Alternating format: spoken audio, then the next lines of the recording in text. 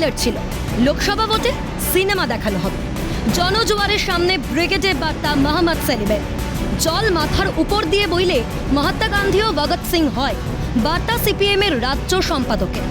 রোটে কাপড়া और মকানের দাবিতে, ইনসাফের দাবিতে 7ই জানুয়ারি রবিবার ডিওয়াইএফআই এর প্রস্তাবিত ব্রিগেড সমাবেশ। আর এই সমাবেশে ছাত্র যুব প্রবীণদের এভাবেই উজ্জীবিত করলেন মোহাম্মদ সেলিম।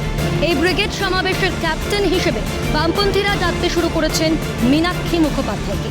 তিনি বলেছেন, ইনসাফ যাত্রা শেষ হলেও ইনসাফের লড়াই চলবে। খেলার মাঠের দখল নিতে এসেছেন বামপন্থীরা, সুর চড়ালেন ডিওয়াইএফআই নেত্রীও। বিশেষজ্ঞরা বলছেন, গরমাগরম ভাষণে ইনসাফ চাওয়ার ব্রিগেডে উপস্থিত লক্ষ জমায়েতের করতালি পড়ল, ইনকলাব জিন্দাবাদ স্লোগানও উঠল। কিন্তু প্রশ্ন থেকে যায়, এই জমায়েতের কতটা ভোট বাক্সে প্রতিফলিত করতে পারবে সিপিএম?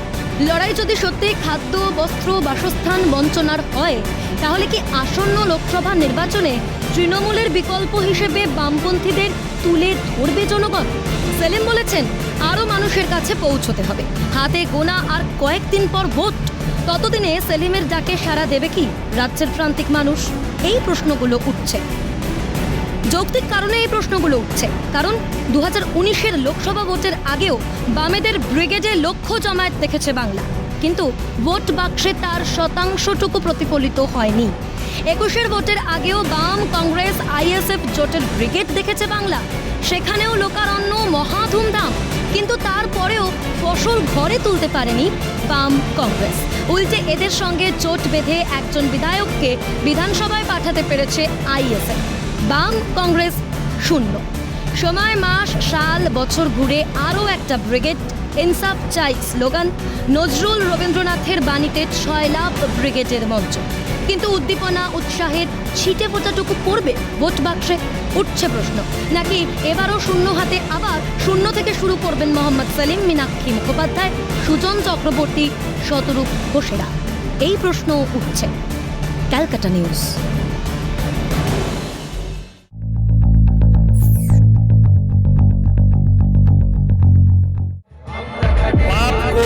लगाने से पहले बेटे से बात करना पड़ेगा। माठेर दखल किसी का बाप का मजाल नहीं है कि हम लोगों से ले ले। लाल सलाम। চুরি দুর্নীতিতে ছেয়ে গেছে এই বাংলা। এই অবস্থায় ইনসাফের দাবিতে শুরু হয়েছিল ইনসাফ যাত্রা। সেই যাত্রার পর রবিবার ব্রিগেডের ময়দানে সমাবেশ ডিওয়াইএফআই এর। তরুণ প্রজন্মকে সামনে রেখেই এই সমাবেশের আয়োজন সিপিএম এর যুব সংগঠনের। ব্রিগেডের মঞ্চ থেকে এদিন নাম না করে তৃণমূলকে বেঁধেন ডিওয়াইএফআই এর রাজ্য সম্পাদক মীনাক্ষী মুখোপাধ্যায়। তার হুঙ্কার, যে মাঠে বলেছিল খেলা হবে তার দখল নিতে এসেছি। গোটা রাজ্যের যে মাঠে ওরা রাজনীতিকে নিয়ে বলেছিল খেলা হবে, সেই মাঠের দখল जिम्मेदारी से लेने के लिए आए हैं तो। তিনি বলেন, ইনসাফ যাত্রা শেষ হলেও লড়াই শেষ হয়নি। এদিন ব্রিগেডের মঞ্চ থেকে বেসরকারীকরণ সহ একাধিক ইস্যুতে কেন্দ্রের মোদী সরকারের বিরুদ্ধে সুর চড়ান ডিওয়াইএফআই নেত্রী। এরা রেল বেচে দেবে, বিএসএনএল বেচে দিচ্ছে, এরা আমাদের নদী নালা জঙ্গল বেচে দিচ্ছে, আর গোটা দেশ গোটা রাজ্যে প্রকৃতিকে এরা ধ্বংস করে দিচ্ছে। বাঁচার সুযোগ নেই। তাই যদি বাঁচতে হয় তাই লড়তে হবে, বিনা লড়ে বাঁচা যাবে না। পাশাপাশি চাকরি চুরি, আবাস যোজনার টাকা চুরি সহ একাধিক ইস্যুতে তৃণমূল সরকারকেও এক হাত নান মীনাক্ষী।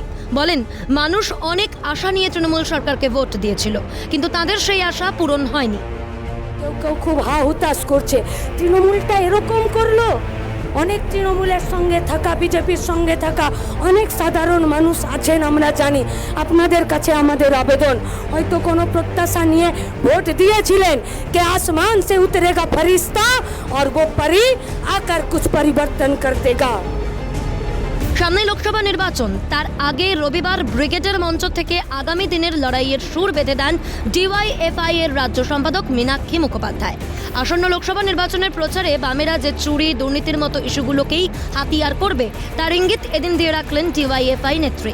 তাদের সেই প্রচারের কোনো ফল হয় কিনা সেটাই এখন দেখার। ক্যালকাটা নিউজ।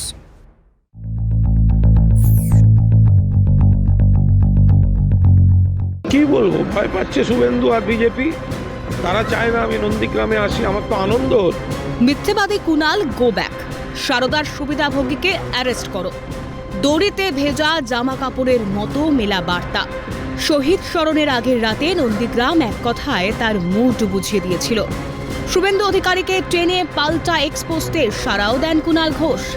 2007 সালে গুলিবিদ্ধ প্রয়াতদের স্মরণে রবিবার সকালে ভূমি উচ্ছেদ প্রতিরোধ কমিটির ব্যানারে সভা সারে তৃণমূল। কিন্তু 17 বছর পরেও এই শীতের ভোরবেলা এত মানুষের সমাবেশ প্রমাণ করে দিচ্ছে যে কতটা গভীর ছিল। কুয়াশা ভেজা ভোরেও শহীদ স্মরণের মঞ্চ ভরে উঠল রাজনীতির উত্তাপে। ভাষায় ভাষণে 2007-এর স্মৃতি মুছে যেন ভেসে উঠল রাজ্য রাজনীতির বর্তমান প্রেক্ষাপট। শাসক নেতার মুখে শোনা গেল শহীদের রক্ত ও আন্দোলনকে ব্যবহার করে রাজনীতির প্রসঙ্গ। নাম না করেও যেন নন্দীগ্রামের বিজেপি বিধায়ককেই আক্রমণ করলেন কুনাল ঘোষ। শহীদদের ব্যবহার করে, রক্তকে ব্যবহার করে, আবেগকে ব্যবহার করে কেউ একজন নিজের রাজনৈতিক কেরিয়ার প্রতিষ্ঠা করার লড়াইতে চলে গেছে। মঞ্চে বসিয়ে মুখ দেখানো ছাড়া কে মনে রেখেছে শহীদ পরিবারকে? মানুষের আবেগের রাজনীতিতেই যেন ভরে উঠছে ভোট বাক্স। অরাজনৈতিক সংগঠনের আড়ালে ঝাঁঝ তুলছে শাসক। জানুয়ারির শীতে একটু গা গরম করা আর কি। চন্দন ভূঁইয়ার রিপোর্ট, ক্যালকাটা নিউজ।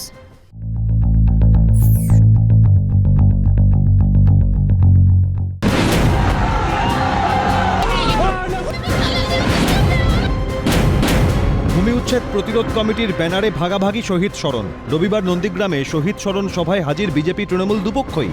রাজ্যের রাজনৈতিক প্রেক্ষাপটের মতোই দুই শিবিরে ভাগ 2007 সালের নিরস্ত্র বলি হওয়া মানুষগুলোর স্মৃতিচারণ। আমি আপনাদের সবাইকে নতমস্তকে শ্রদ্ধা, প্রণাম এবং কৃতজ্ঞতা জ্ঞাপন করছি। রবিবার সকালে সোনাচূড়া শহীদ বেদিতে মাল্যদান করেন নন্দীগ্রামের বিধায়ক শুভেন্দু অধিকারী।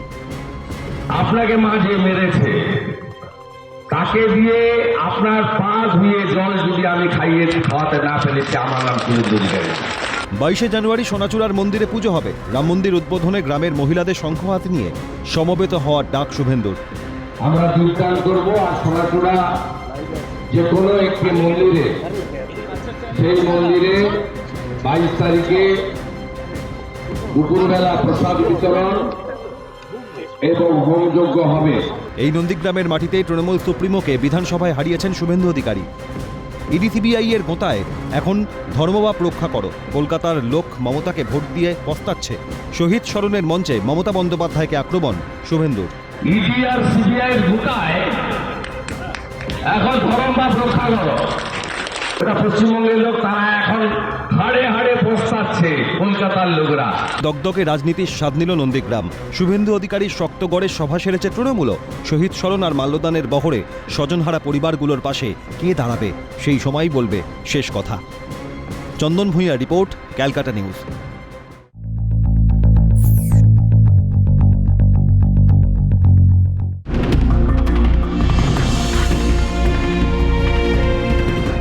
শিক্ষক নিয়োগ দুর্নীতির পর রেশন বন্টন দুর্নীতিতে তোলপাড় রাজ্য।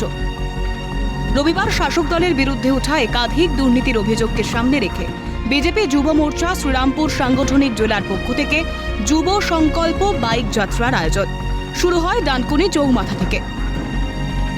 বাইক যাত্রায় অংশগ্রহণ করেন বিজেপির রাজ্য সভাপতি সুকান্ত মজুমদার। কিছু দূর এগোতেই ডানকুনি হাউজিং মোড় এলাকায় বাইক মিছিল আটকে দেয় পুলিশ। আটকে রাখা হয় বিজেপির রাজ্য সভাপতিকে। প্রশ্ন, এলাকায় জারি নেই 144 ধারা, তারপরেও কেন পুলিশি বাধার মুখে পড়তে হলো বিজেপির রাজ্য সভাপতি সহ বিজেপির যুব মোর্চা কর্মীদের?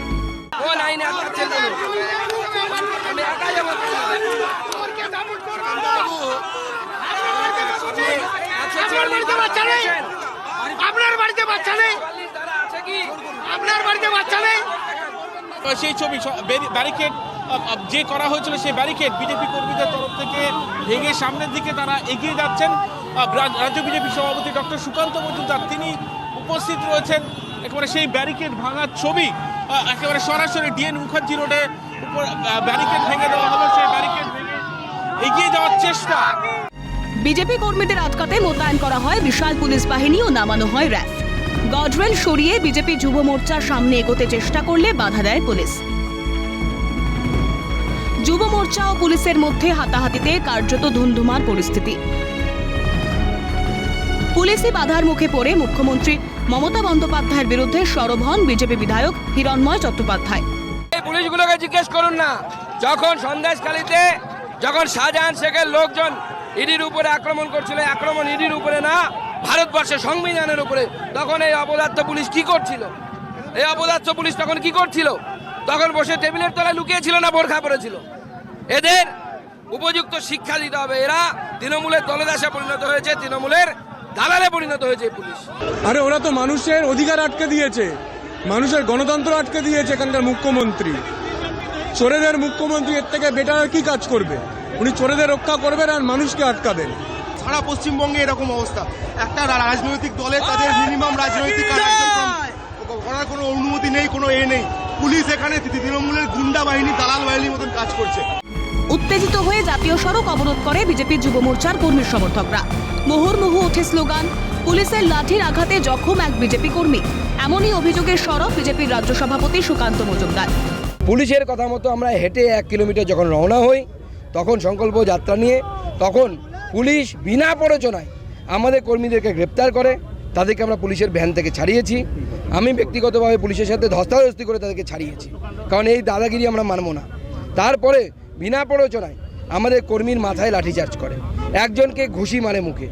আমরা তো অবাক হয়ে যাচ্ছি যে এখন পুলিশে কি পুলিশ চাকরি করছে নাকি তৃণমূল কংগ্রেসের হারমাতদেরকে পুলিশের ড্রেস পরিয়ে আনা হচ্ছে। যদিও পুলিশ সূত্রে দাবি বাইক মিছিলে অনুমতি দেওয়া হয়নি, তাই আটকে দেওয়া হয়েছে। তবে বিরোধী শক্তি দমনে বারংবার পুলিশের অতি সক্রিয়তা নজরে এসেছে। এদিনও তার ব্যতিক্রম হলো না। তবে কি সত্যিই তৃণমূলের দলদাসে পরিণত হয়েছে পুলিশ? বিরোধীদের অভিযোগে যেন আবারও পড়ল শিলমোহর। ক্যানাডায় সুরজিৎ প্রামাণিকের সঙ্গে অয়ন শর্মা ও সুমিত সিনহার রিপোর্ট, ক্যালকাটা নিউজ।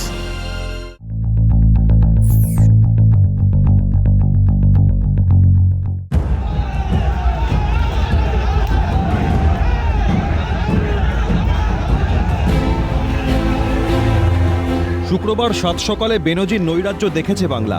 সন্দেশখালীতে রেশন দুর্নীতিকাণ্ডের তদন্তে গিয়ে রক্তাক্ত আক্রান্ত ইডি। মারধর থেকে ভাঙচুর করা হয় সংবাদ মাধ্যমের গাড়িও।